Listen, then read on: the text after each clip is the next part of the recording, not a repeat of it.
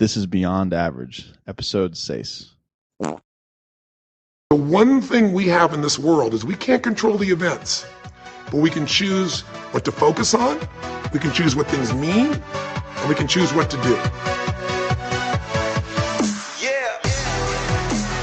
We're live.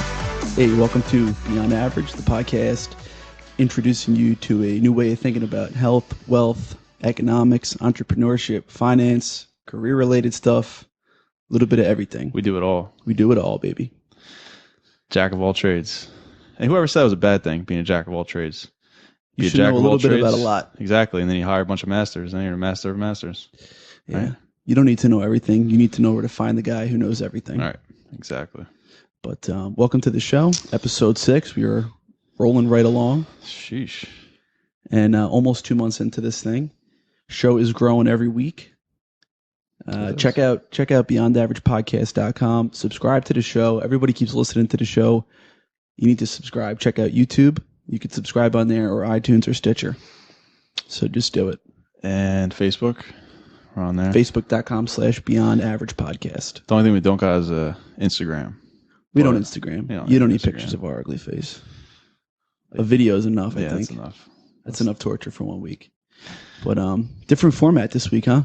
Yeah. And what are we covering this week? We're just going miscellaneous this week, huh? We just a little potpourri. I think we're going to actually do a nutritional one, but the guy we're going to bring on next week, you know what, he's not really around. It was just a bad week to do it. So I wasn't really around this weekend. Yeah, you weren't around. I was around, but nobody else was.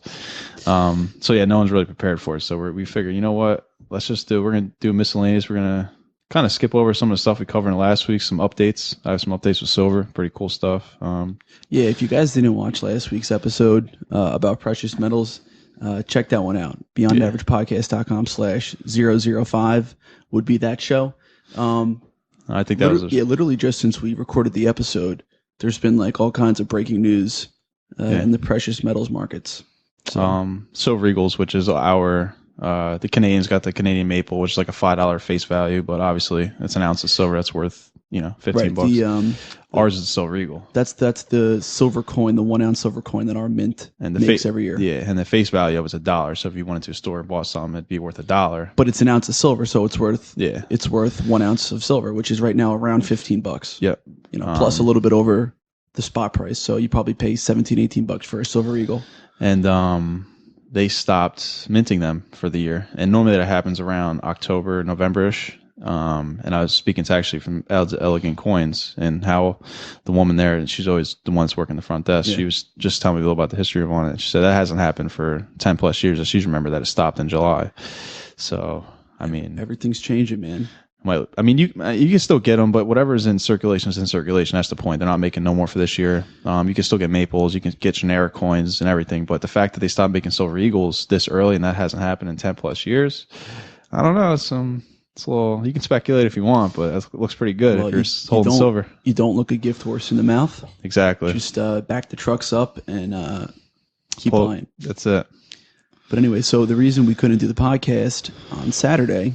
And usually we record it on Friday or Saturday and then publish it on Sunday. Now we're going to start publishing the podcast on Mondays.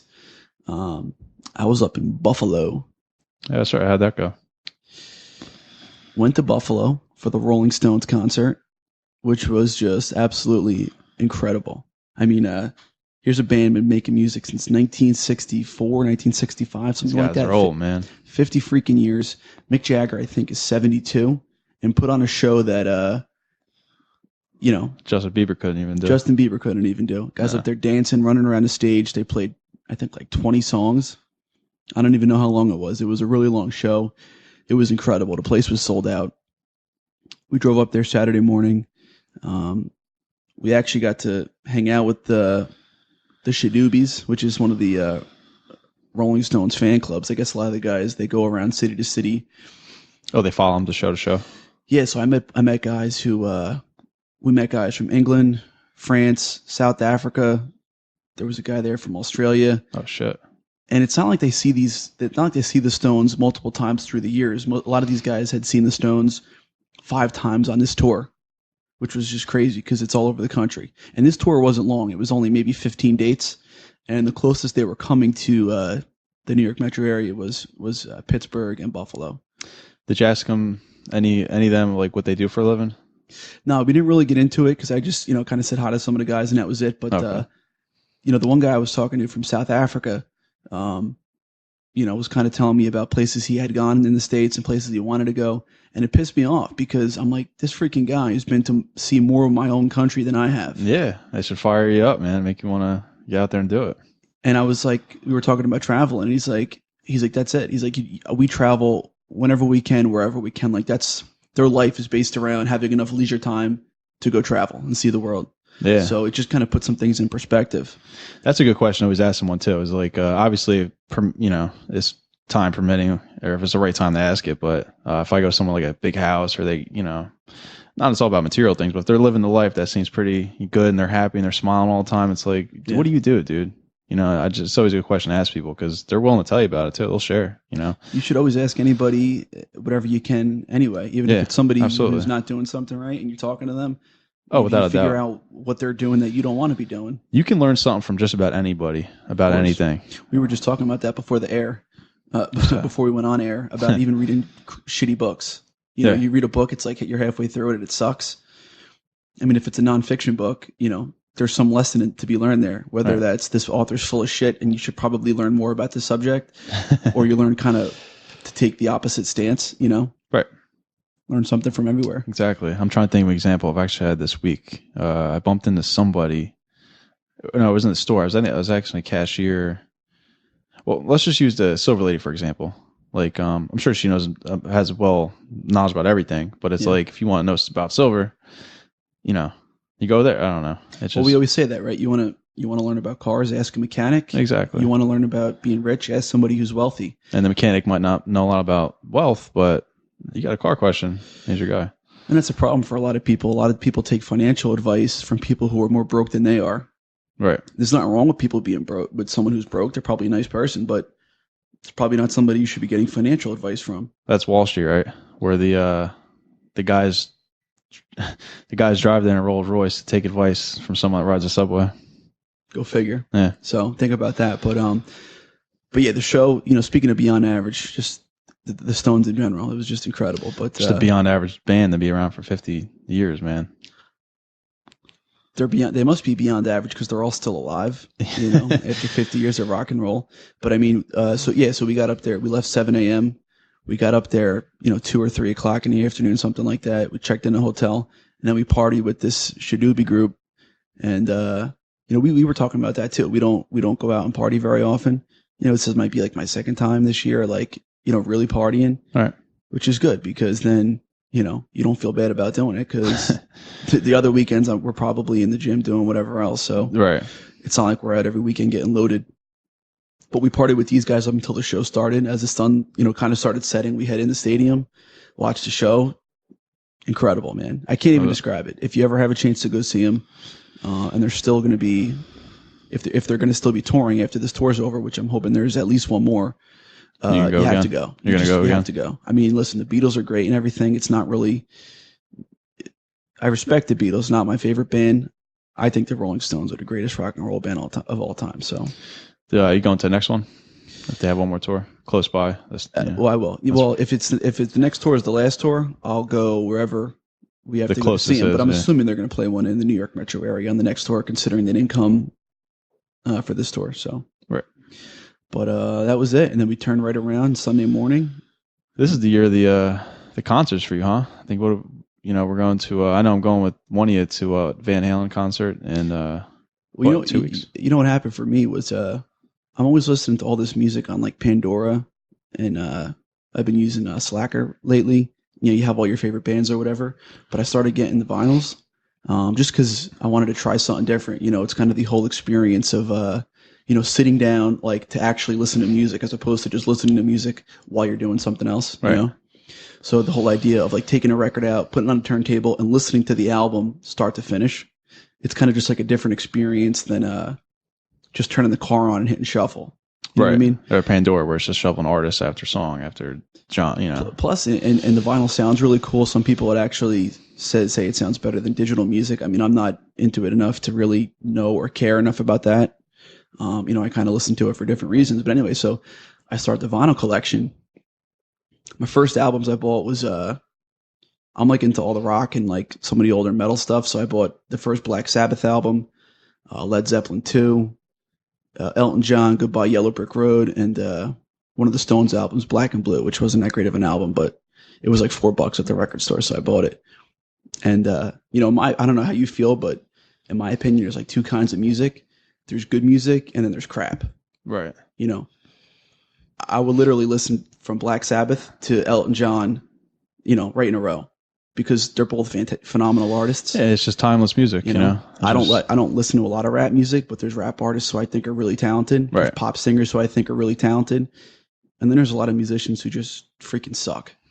Yeah, it makes and you you laugh. can tell the difference. Yeah. It's crazy, and then and it's not like I'm hating on. I want to be it. Not trust me, I don't want to be them. Yeah. And they're in, you know, I guess in a good position of wealth, but it's like they're kind of phonies. You know, you take a guy like Rick Ross. You know, he stole his name from an inmate. You know, he used to be a correctional officer. It's like, what does he know about living in the hood? You know, he's a correctional officer. It's like a persona. Yeah, that's exactly. It's almost like Macho Man. Character. It's Macho Man Randy Savage. You know, he was in character wherever he went. He could be on CNN and he's baby. You know. Yeah. And but that's acceptable because they're wrestlers. You know, they're supposed to be like that. But these like rappers. You know, they're talking to a whole community of kids, telling them to go out there and sell drugs and shoot people. Yet they never did any of it. Yeah. And it's just like these people are getting rich off these. You know, the whole Justin Bieber's and all that stuff. Yeah. Whereas, you know, you see someone like, I'm trying to think of someone from like today's age, like Adele. I don't like her music. Like, you don't like Adele? I mean, she got a voice. That's my point, is that she could freaking sing, man. And you marvel at that. Like, wow, she's awesome. But I'm not going to go buy her record. I'm not into that style of music, but you respect it because she's a good artist. Yeah. Okay. I see what you're saying. Yeah, she, what's that one song that she had, that real known one? Is it the Someone Like You or Somewhere Like You? That song, dude, this girl, I worked at a bar. I went to Temple University and I worked at a bar on campus, and this girl came out for karaoke night. She was a boss. She came in. I've never seen her before in my life. And, you know, she's an attractive girl, and she comes in, she's kind of like, I remember what she was wearing. Just like jeans and heels. It was an odd combination for the bar we were in, you know? Right. But I was kind like, of all a right. bar, right? Yeah. And, but, you know, she looked good. And she comes in and she wrote her name down. She gets the mic. She's lost in shuffle for the night. And you know, I haven't seen her. And I look over at the next person singing, and it's her. And by like maybe by herself? She came by herself, yeah. And by like the second verse in, the whole place was silent. You just stopped. Dude, she was that good. She was better than Adele. She did the song better than Adele did. Damn. It was like watching. It was incredible, and like everyone's like jaw was dropped, and she, after she sang, everyone got up and they clapped for her and shit. That's and awesome. it's almost like, since she left her after that, she like dropped the mic, bounced. I'm like, dude, who are you? Yeah. But yeah, did you see that clip of Bryan Cranston? He was doing an interview. He was the lead character, in one of the lead characters in Breaking Bad. And the kid, it was like a fan question. He's like, you were filming in Albuquerque the whole time. There's not a whole lot going on. I'm from Albuquerque. Was there anywhere you actually liked to go, like when you weren't shooting? And he looks at the kid. He goes, your mom's house. He drops the mic. Next question. It was funny. It made me think of that. But yeah, man. Just we were talking about good music versus crap. I mean, you don't have to like all the music. No one's going to like all the music, but you got to respect it if it's good music when you hear it. Like I don't go out of my way to listen to it, but when like you hear the old like Biggie or Tupac and stuff like that, I'll listen to it because it was like something to it. It wasn't just someone trying to rhyme real fast. It was actually, there was substance to the music. Yeah, his the Born to Die album and the Life After Death is like his 2 albums he put out before he died. But when I work at home, I listen to him do it because it's like a story. He tells a story in that. And there's still rap artists out there that do that. It's like they tell a story throughout the whole. And that goes back to the whole idea of listening to a full album. Exactly, and that's fun to listen to music. But now you get now you can put some of the C's on where there's no rhythm, rhyme, nothing to the songs. It's 12 songs of bullshit, and there's one song that's like maybe worth listening to. Right, and then all the other songs that are there aren't even relevant to each other. Just a bunch of shit put together. People buy it though. That's why I think the vinyl's making a comeback, because people like appreciate that, and even if it's not vinyl, but just the idea of listening to an album, whether it's on the computer or a CD or whatever, listening to it straight through. Right. But to bring it back, we were talking about going to the concert. So I was thinking to myself, we love all this music, and there's people touring every year I want to see. And you always talk about I want to go see them. So I just went online. I looked up the New York metro area and just picked them all out. So I already saw the Stones. Going to see AC/DC in August. We're going to see Van Halen. Who else are we going to see? I don't know. Motley Crue's coming around. I would like to see them. I'm definitely going to see Alice in Chains. That's one of my favorite bands. Oh, I'll probably go that one way too. And there's a couple more I think that we have written down to go check out. But cool, man. That's my favorite way to watch a show, though. By the way, is go to PNC and hang out on the lawn. Yeah. As opposed to like a football stadium or something. I think that's the most fun. Yeah, all experience I've had were actually from the lawn. I always had a good time. I mean, if you really want to enjoy the music, I guess, in some kind of arena where you're down close, sit down, cool. Yeah. But actually having a good time, nothing beats. But I mean, yeah, not only that, like, what's the point you go to a show? You want to go out, have a couple drinks, socialize, hang out, be on the lawn, you can walk around. But you're stuck in a chair all the time. It's like that's like Circus du Soleil type stuff. You watch a show, I don't know. I'll tell you what, one of the best acts I ever saw in concert, me and Mo went to go see Darius Rucker. Was it good? Was the former frontman for Hootie and the Blowfish, now does his own country thing. And he played at House of Blues in the Showboat, which is now closed, obviously, in Atlantic City. And he played probably half of his country songs, maybe like 7 or 8, and then the other half were all Hootie songs. Oh, yeah? So it was kind of like, going to see a Hootie and the Blowfish concert, right. Even though it doesn't technically exist. But were the guys in the back playing, obviously, Hootie songs, right? Yeah, it was the exact song, because anybody could. Not anybody, but you could play the guitar riff just like the real guy, the original guy. But if it's not Darius Rucker singing, it's not the song. Yeah. But it was obviously he was him. So, but it's pretty funny how he just plays. Oh yeah, I don't need you guys. Toss someone else in there. Next, whoever's up. He actually made some shitty R&B album in between, like in the early 2000s, and I think it was terrible. But I never heard it. Yeah, I never heard one R&B song from him.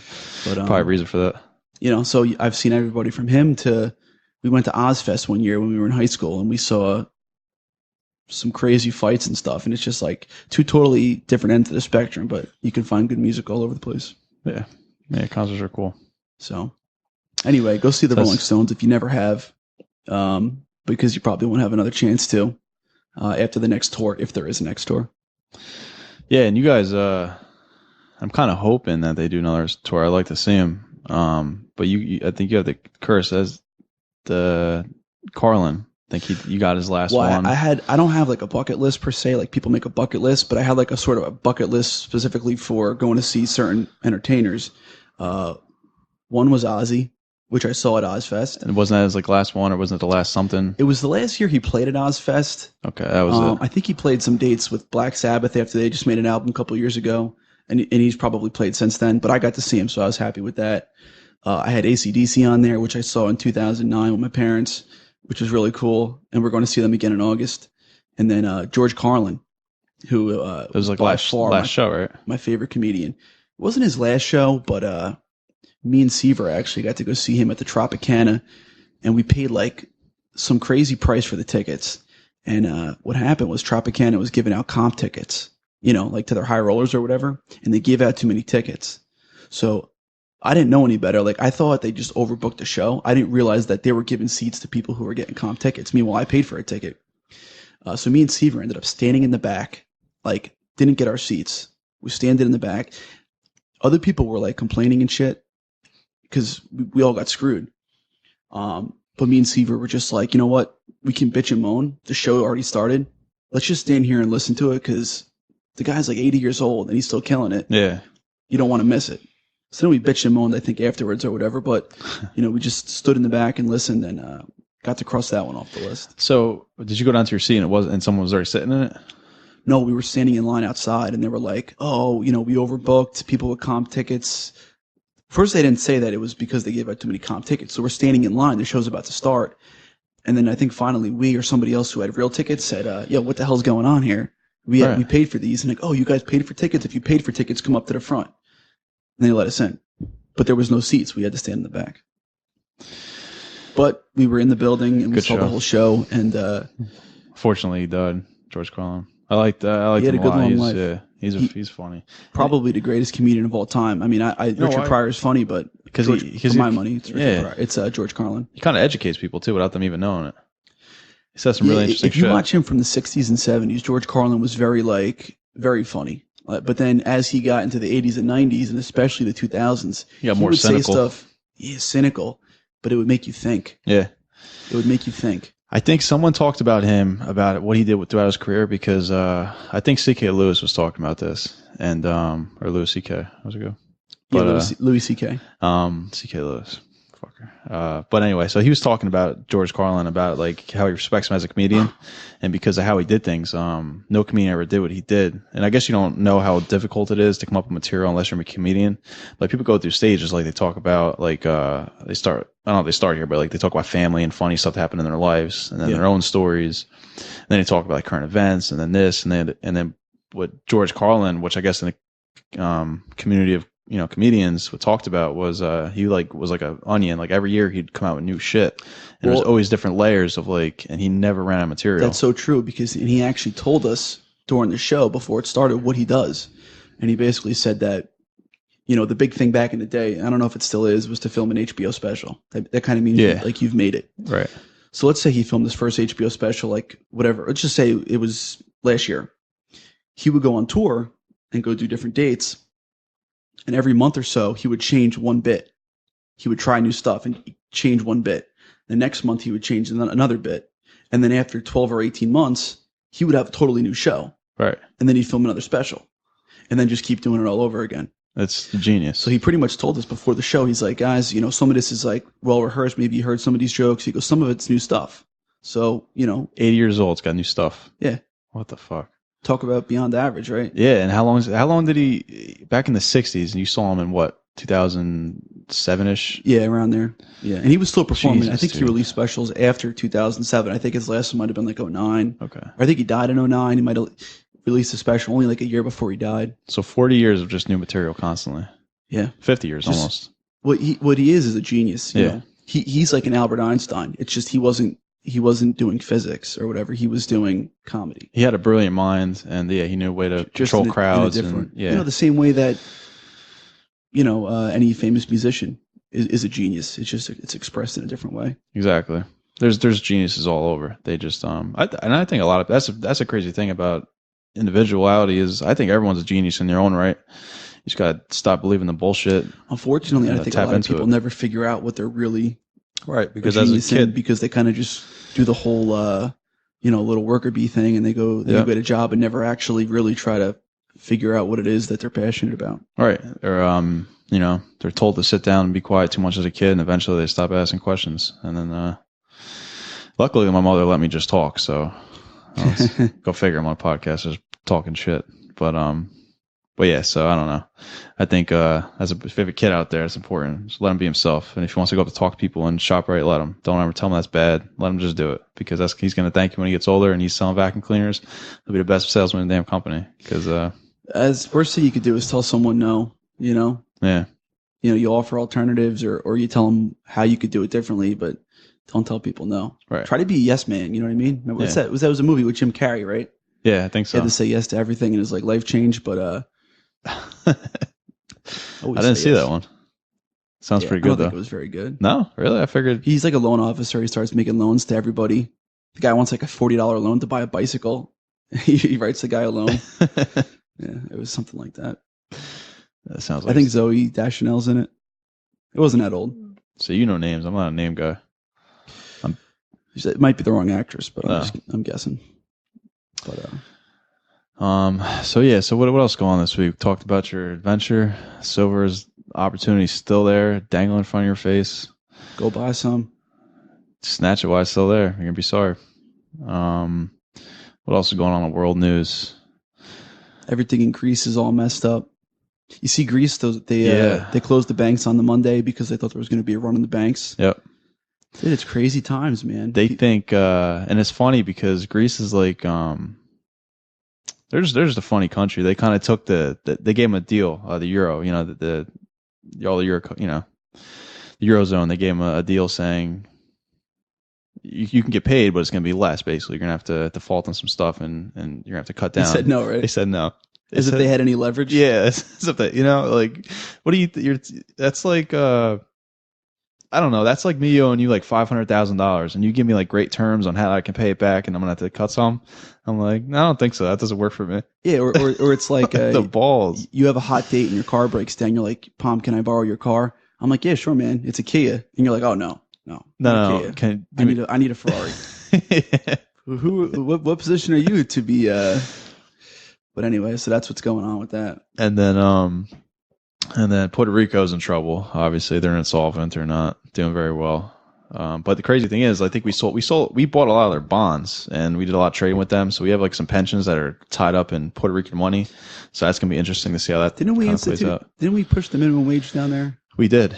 It's actually Puerto Rican minimum wage is equal to $15 here in the U.S. because it's $7.50 down there, and it's about, I guess, 2 to 1 the money ratio down there versus up here, and so it's equal to. So we have a real live case study right now, $15 minimum wage, and country's insolvent. Just saying. The one thing so are we, but well, that's the other thing I was going to say is that all these other countries is just it's the precursor to the big show. Not only that, the funny thing is, the big show. Yeah, and you see all these little countries that are insolvent.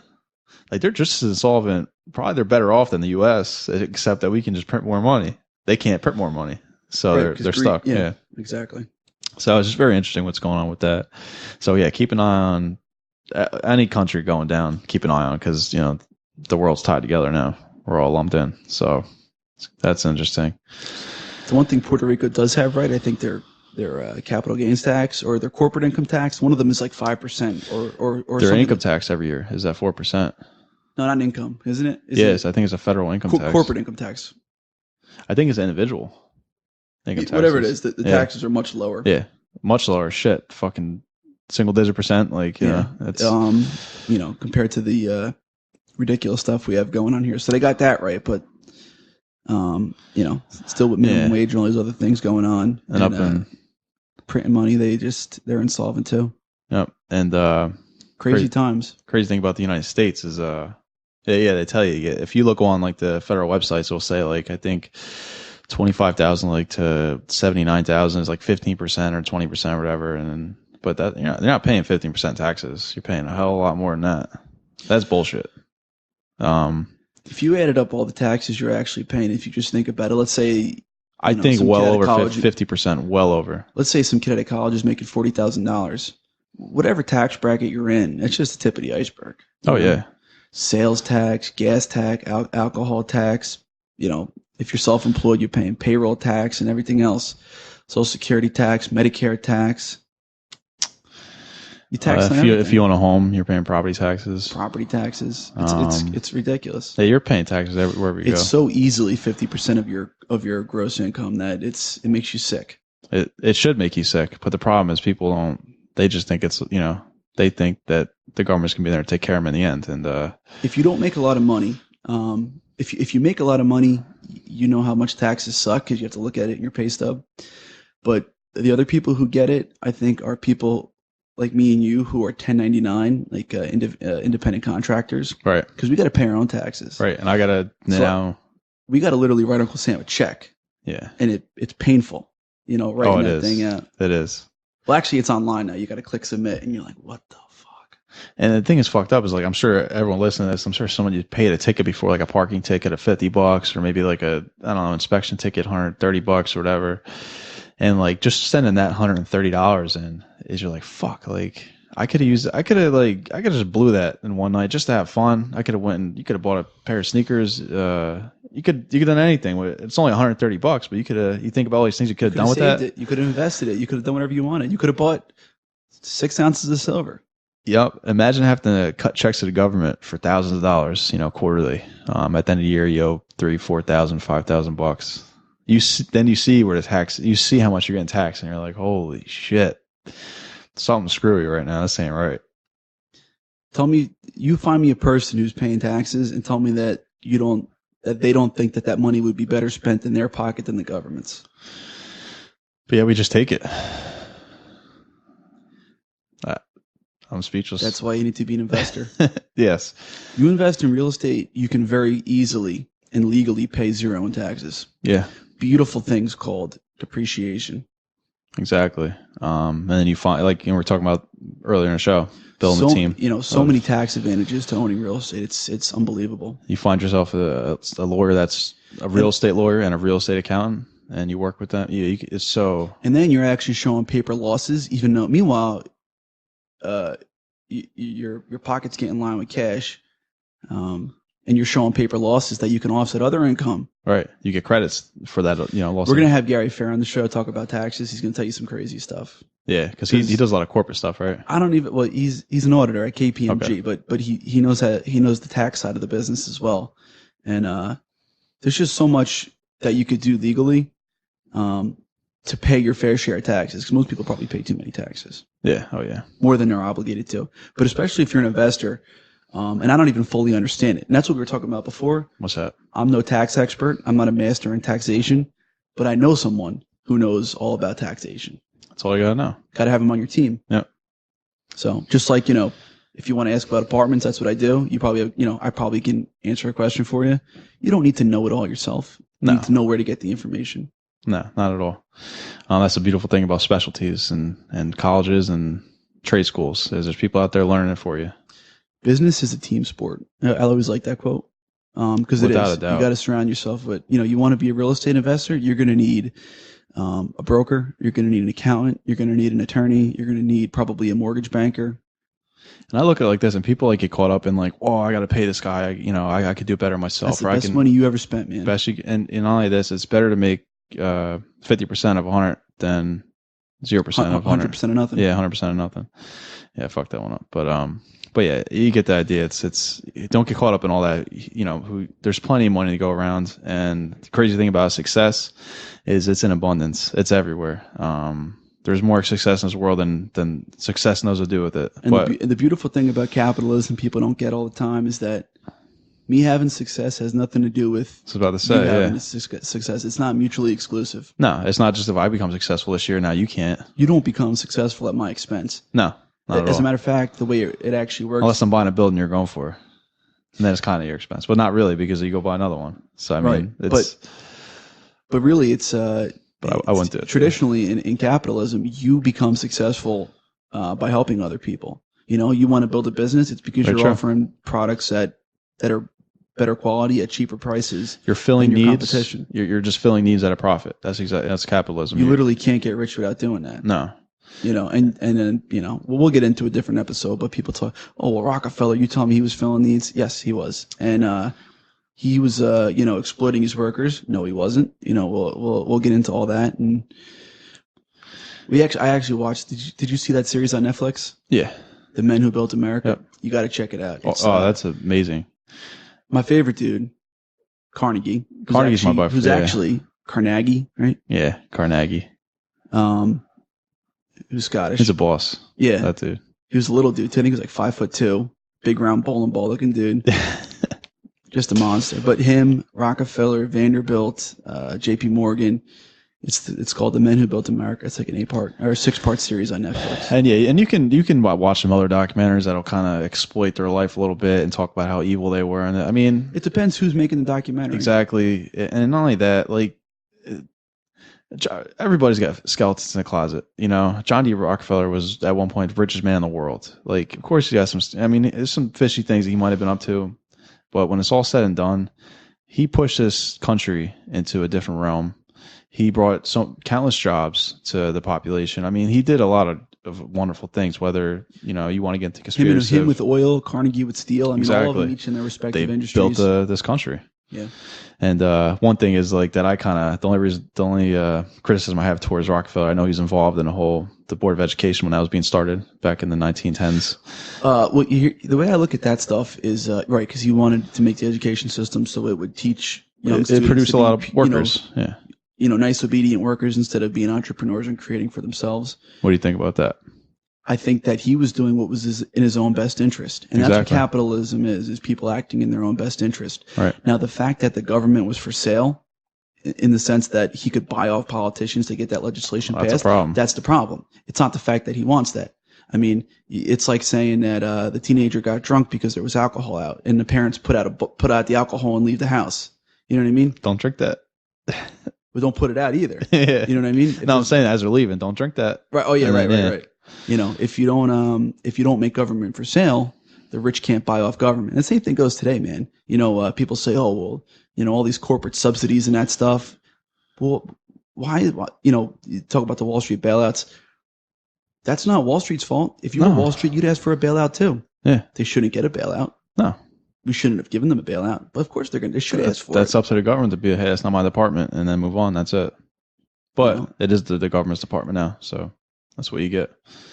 But well said. Yeah, it's exactly it. So, I mean, you can say, yeah, he was a monster. He did this. But no, he wasn't. He was, like you said, in his own best interest. And at that point in time. That's why government needs to be small. It needs to be very lean. And it can't be for sale.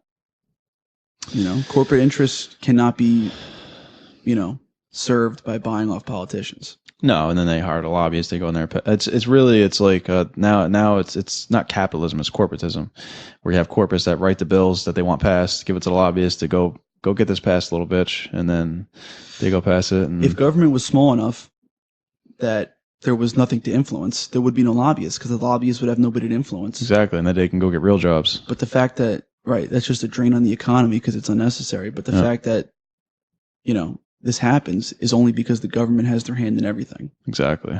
And then I like to call it, actually, lobbyists is kind of a show of the free market because there's a need for it. They filled it. You know what I'm saying? There's always going to be people to fill these needs, but we have to shift our needs to producing things. And just think about it. If you were Philip Morris or whatever, if you were one of these tobacco companies, of course you would be trying to push legislation that helps your brand.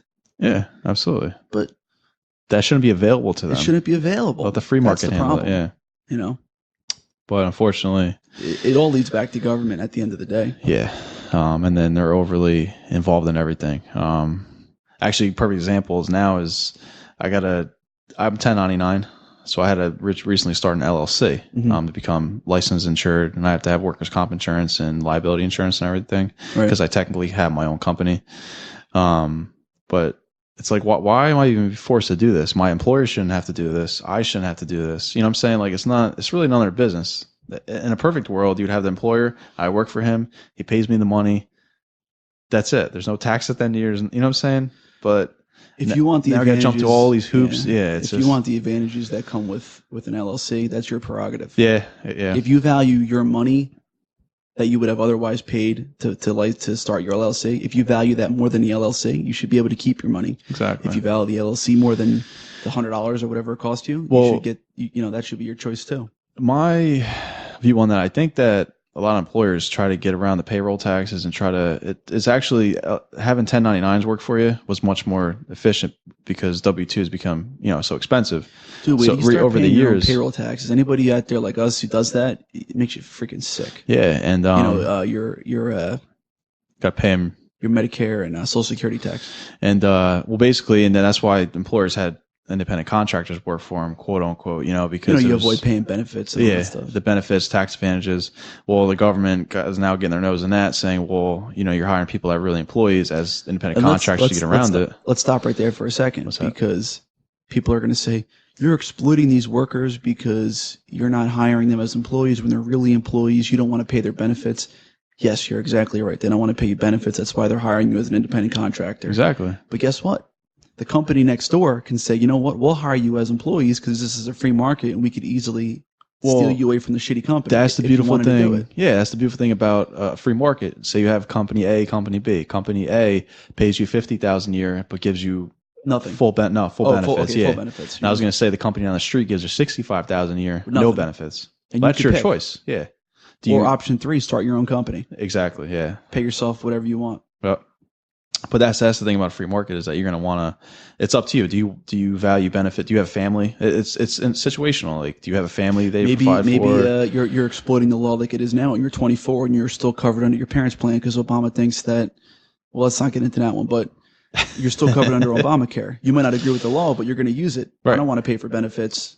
I'd rather get more money in my salary. Exactly. So that might influence your choice. And technically, then you're exploiting the employers. Everyone's exploiting somebody, but it's not exploitation. It's everybody's acting in their own self-interest. Exactly. And that's how we build wealth. It gets spun to the public as exploitation. As if the employer is somehow at fault. Yeah.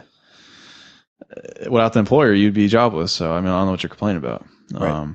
So, yeah, that's what people say. Oh, my employer, if I got this, I got that. You know, I have this. If I got that raise. Like you said, if you don't like it, go start your own company. What are you bitching about? Yeah, you got a job. You know, if you don't like it, go find another one. But you have too many liberals in the country, and Republicans are no better, so don't get me wrong, but you have too many liberals who like to appeal to what sounds good, right, as opposed to what actually works. Right. They don't seem to think that results have anything to do with anything. If you say it and it sounds good and it gets a round of applause out of a crowd, that's what they're going to run their campaign on. Exactly. And Republicans in a lot of respects are the same, just on different sides of the issues. You know, it's let's talk about Republicans for a second. I got to bring this guy up because I was laughing this past few weeks. Trump. Oh my God. He makes me slap my head. Because you know why? Because I like Trump a lot. I like him as a businessman. He's smarter than everybody thinks he is. Yeah. Everything he does is calculated for a reason. Oh, but he's losing his contract with Macy's, this and that. That's like fucking shit. He's never been more popular. Yeah. He's never been more popular. He don't care. He's got plenty of money. He's not worried about some contract. And like you said, he's smarter than people think, and everything's calculated. But he's just going off on rants about illegal aliens all being criminal. He's just going nuts on the media, and I'm like, but I like that because for once not that you like what he's saying, but you like the fact that he said something. He's saying something. He's saying how he feels, whether you agree with it or not. He's not, kind of shimmying around questions. And if you ever listen to some of these other politicians that when you ask them a question, they don't answer it. They just say a bunch of shit. A couple other guys. And people clap. That's it. Yeah. I know that's why my favorite guy is Ron Paul. Well, yeah, because he's logical and not only do we agree with him and he makes the most sense, but he says what he feels. His mind. Yeah. And I have to give credit where credit is due. A guy who I definitely respect is Bernie Sanders, who I think he's technically an independent, but he's running for the Democratic Party. I don't think he's running as an independent. He literally knows nothing about economics, and the guy would literally set this country back decades with the socialism he would want to implement if he was president. Now, I agree with him on a lot of the social issues because as a libertarian, when it comes to abortion and gay rights and all these things, definitely agree with him. Would never vote for the guy, but the guy's very genuine. He says what he thinks, and you could tell people rally around that. Now, he happens to know nothing about economics, but that's besides the point. But that's what we need. We need people to go up there, listen, just be real. Be real. Say what you want to do. Be transparent on what you plan on doing, and then we can vote on that. But then the problem is with all these people. Oh, we're going to raise this. We're going to do that. But all these politicians are bought and sold, man. Right. Like I was a big Rand Paul fan, and as of right now, I would still vote for Rand. But he's being wishy-washy. He is, and that's actually, I think Tom was talking about that. Where on one hand, he's trying to be a Republican. On the other hand, he's trying to be a libertarian. He's trying to keep everybody happy, when instead he should just be himself and let the chips fall where they may. And the thing that's going to hurt him with that, I think, is that it's going to make him look phony, even though he's not. And I think the other candidates are going to play off that and kind of shoot him down in the main media, and it's going to hurt him doing that, being wishy-washy. I think it's going to hurt his. I think his plan right now is to play nice, to try to get the primary and see what happens and play Republican. You know what I mean? And then if he gets the nomination, and I think he's a long shot, but he's definitely in there. I really hope he does, man. If he gets the nomination, I think he's going to turn into Ron Paul's father. I think he's going to be Mr. Libertarian. I hope. I think he would blow the doors off whatever Democratic candidates up there. And I think the American people will love to hear that. He's pulling ahead of Hillary anyway. If you ask people between the two of them, I think he was pulling ahead of her. Yeah. So we'll have to see how that one plays out. But yeah, he's definitely like you said, I'm a fan favorite. All right, man, we got to wrap this thing up. Yeah, we're at 45 minutes already. We told everybody it was gonna be half-hour episodes. And the first 5 minutes I think was us fucking around. Bunch of bullshit. Yeah. So we'll cut that out. You're not gonna see that. Sorry. Look at us, man. Work all day, come home, do a podcast, now go to the gym to blast some chest and biceps. And I feel like I didn't even work enough, so I'm probably gonna go home and do some more work. To be honest, home, do some more work. Why not? Monday's a beautiful day. The week resets. I love Monday. I do. Because if you have a bad week, or if you have a half good week, half bad week, it doesn't matter. Just forget. That's the beautiful thing. Fucking forget about it. It didn't happen. You say that because we've never talked about that, but I think of my time in weeks. I don't think of good days, bad days. I think, did you have a good week? Did you have a bad week? Right. That's why I keep a journal every week. I kind of talk about what I did this week, what I need to step up, what I need to. And if it's already stepped up, step it up again, and just all right. 10x it. And one thing I want to say about goals, real quick, about the goal thing I left out was have gratitude. That's something I think that separates successful people and unsuccessful people. I know it's a little off topic, but because we talk about setting big goals, an idea is to set those huge goals. But if you don't reach them, that's fine. But have gratitude of how far you got. And I think that's the difference between someone that's rich and happy and someone that's rich and miserable. Is the person that's rich and happy was probably happy with the brand new key he had, or I got a Buick, they're fucking ecstatic to have that brand new car. So when they get to the Ferrari, they're already happy. They were cool with having it's not money or material possessions that makes you happy. You already decided to be happy a long time ago. Exactly. And I think that the ones that are rich and happy, they do that through gratitude. So be gracious, be happy, don't be satisfied, but be love it and kill it. Go out there and kill it today. Exactly. Too bad Monday's over though, so go kill Tuesday. Go kill Tuesday. It's not too late. It's not too late to kill a day. So have gratitude. That's what I just want to. Yeah, we follow this clown on YouTube, Rich Piana, and he says a lot of ridiculous stuff, and he's on steroids out to his gills, and he'll admit it. But he has the 5%ers, which is not the 1%ers like the motorcycle gang. It's 5%ers, which is I don't know where he gets it, but he says 5% of people will do whatever. I've heard that before though. Yeah, we'll probably many places, yeah. But 5% of people will do whatever it takes to reach their goals. That's 1 in 20. So I mean, is that you or is that one of the 20 people you know? Exactly. And then the crazy thing is, the fuck? Why am I drawing a blank on his name? What, bodybuilder? No,